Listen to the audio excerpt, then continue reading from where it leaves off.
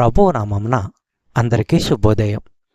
ఈరోజు దేవుని వాగ్దానము ఏమనగా, కీర్తనల గ్రంథము 52వ అధ్యాయము 8వ వచనము.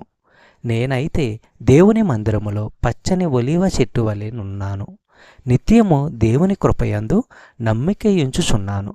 సహోదరి సహోదరులారా, దేవుని ప్రజలు తమ జీవిత కాలమంతా పచ్చని ఫలభరితమైన చెట్లలాగా ఉండాలి. ఇర్మియా గ్రంథము 11వ అధ్యాయము 16వ వచనము మనము పరిశీలించినట్లయితే, అది చక్కని ఫలము గల పచ్చని ఒలీవ చెట్టని యెహోవా నీకు పేరు పెట్టెను.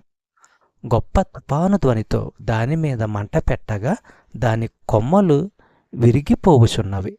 సహోదరి సహోదరులారా, బైబిల్లో వ్యక్తులను చెట్లతో పోల్చారు.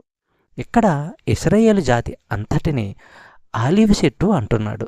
దాని కొమ్మలు విరిగిపోతాయని దేవుడు హెచ్చరిస్తున్నాడు. బబులోను దాడి సమయంలో ఇది ఎంత మట్టుకు నెరవేరినా, యూదులు క్రొత్త ఒడంబడిక కాలంలో క్రీస్తును తృణీకరించిన తరువాత సంపూర్ణంగా నెరవేరింది. చెప్పబడిన వాగ్దానము దేవుడు దీవించి ఆశీర్వదించును గాక. ఆమేన్.